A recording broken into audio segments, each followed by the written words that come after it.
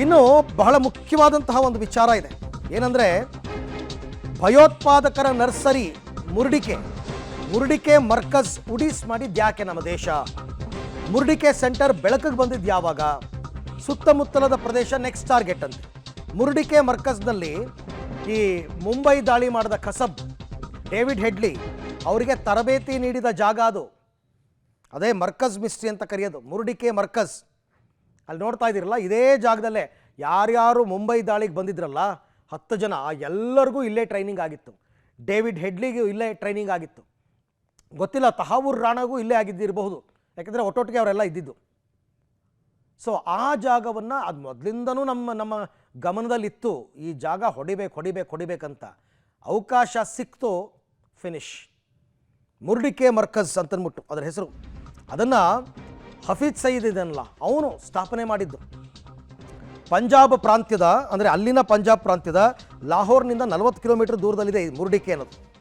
ಇದನ್ನು ಪಾಕಿಸ್ತಾನದ ಭಯೋತ್ಪಾದಕ ನರ್ಸರಿ ಅಂತಲೇ ಕರೀತಾರೆ. ಭಯೋತ್ಪಾದಕರನ್ನು ತಯಾರಿ ಮಾಡಿ ಕಳಿಸುವ ಜಾಗ. ಲಷ್ಕರ್ ಎ ತೊಯ್ಬಾ ಭಯೋತ್ಪಾದಕರಿಗಂತೂ ಭದ್ರಕೋಟೆ ಇದು. 2000ರಲ್ಲಿ LET ಸಂಸ್ಥಾಪಕ ಹಫೀಜ್ ಸಯೀದ್ ಈ ಮುರುಡಿಕೆ ಮರ್ಕಜ್ನ ಸ್ಥಾಪನೆ ಮಾಡಿದ್ದು. ಹಲವು ವರ್ಷಗಳಿಂದ ಭಾರತೀಯ ಗುಪ್ತಚರ ಸಂಸ್ಥೆಗಳ ಗಮನದಲ್ಲಿತ್ತು ಈ ಮುರುಡಿಕೆ. ಇದು ಅಟ್ಟಾರಿ ವಾಘಾ ಗಡಿಯಿಂದ ಸುಮಾರು 25-30 ಕಿಲೋಮೀಟರ್ ದೂರದಲ್ಲಿದೆ. 82 ಎಕರೆ ಜಾಗ ಅಂತ ಇದು. 82 ಎಕರೆ ವಿಸ್ತೀರ್ಣದ ಮರ್ಕಜ್ ತೈಬಾ ಕಾಂಪ್ಲೆಕ್ಸ್. ಪ್ರತಿ ವರ್ಷ 1,000 ವಿದ್ಯಾರ್ಥಿಗಳು ಇಲ್ಲಿಗೆ ದಾಖಲಾಗ್ತಾರೆ. ವಿದ್ಯಾರ್ಥಿಗಳಾಗಿ ದಾಖಲಾಗ್ತಾರೆ, ಉಗ್ರರಾಗಿ ಹೊರಗೆ ಬರ್ತಾರೆ. ಇಲ್ಲಿ ಮದ್ರಸಾ, ಧರ್ಮೋಪದೇಶ ಕೇಂದ್ರ, ವಸತಿ ಕಟ್ಟಡ, ಶಾಲೆ ಎಲ್ಲ ಇದೆ. ಜೊತೆಗೆ ಶಸ್ತ್ರಾಸ್ತ್ರ ತರಬೇತಿ, ಭಯೋತ್ಪಾದಕರ ನೇಮಕಾತಿಯ ಕೇಂದ್ರವಾಗಿ ಇದು ಕೆಲಸ ಮಾಡುತ್ತೆ. ಪುರುಷರ ನೇಮಕಾತಿಗೆ ತರಬೇತಿ ನೀಡುವ ಸುಫಾ ಅಕಾಡೆಮಿ ಇಲ್ಲಿದೆ. ಮಹಿಳೆಯರಿಗಾಗಿ ಪ್ರತ್ಯೇಕ ವಿಭಾಗವನ್ನು ಈ ಮುರುಡಿಕೆ ಹೊಂದಿದೆಯಂತೆ. ಮುರುಡಿಕೆ ಮರ್ಕಜ್ನಲ್ಲಿ ಕಸಬ್, ಹೆಡ್ಲಿ ಇವರೆಲ್ಲ ಟ್ರೈನಿಂಗ್ ತಗೊಂಡಿದ್ರು. 2008ರ ಮುಂಬೈ ದಾಳಿಯ ತನಿಖೆಯ ವೇಳೆ ಮರ್ಕಜ್ ಬೆಳಕಿಗೆ ಬಂತು. ಅಂದರೆ ಇವನು ಸೆರೆ ಸಿಕ್ಕಿದ್ನಲ್ಲ ಕಸಬ್, ಅವನನ್ನು ಮಂಪರು ಪರೀಕ್ಷೆಗೆ ಒಳಪಡಿಸಿದಾಗ ನಿನಗೆ ಎಲ್ಲಿ ಟ್ರೈನಿಂಗ್ ಆಯಿತು ಅಂತ ಕೇಳಿದ್ದಕ್ಕೆ ಅವನು ಬಾಯ್ಬಿಟ್ಟಿದ್ದು ಮುರುಡಿಕೆ ಮರ್ಕಜ್ನಲ್ಲಿ ನನಗಾಯಿತು ಅಂತ. ಅವತ್ತಿನಿಂದಲೂ ಭಾರತದ ಟಾರ್ಗೆಟ್ ಆಗಿತ್ತು ಈ ಮುರುಡಿಕೆ ಮರ್ಕಜ್. ಇದನ್ನು ಹೊಡಿಬೇಕು ಅಂತ.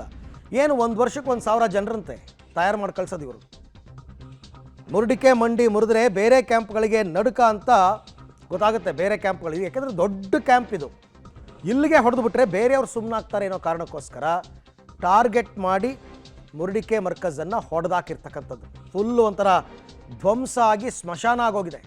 ನೋಡ್ತಾ ಇದ್ದೀರಾ ವಿಜುವಲ್ಸಲ್ಲಿ. ಮೇಲ್ನೋಟಕ್ಕೆ ಇವರು ಧರ್ಮೋಪದೇಶ ಮಾಡ್ತೀವಿ, ಮದರಸಾ ನಡೆಸ್ತೀವಿ, ಶಾಲೆ ನಡೆಸ್ತೀವಿ, ಆಮೇಲೆ ಇನ್ನೊಂದು ಸರ್ಕಾರಿ ಶಾಲೆಯನ್ನು ಹೊಡೆದಾಕಿದ್ದಾರೆ. ಸರ್ಕಾರಿ ಶಾಲೆ ಅದು ಆ್ಯಕ್ಚುಲಿ, ಒಳಗಡೆ ಉಗ್ರರಿಗೆ ತರಬೇತಿ. ಈ ಪಾಕಿಸ್ತಾನದ ಬುದ್ಧಿ ನಿಮ್ಗೆ ಗೊತ್ತಲ್ಲ, ಹೇಳೋದೊಂದು ಮಾಡೋದೊಂದು. ಅದು ಭಯೋತ್ಪಾದಕರಿಗೆ ಏನು ಬೇಕಾದರೂ ಬಿಟ್ಕೊಡುತ್ತೆ.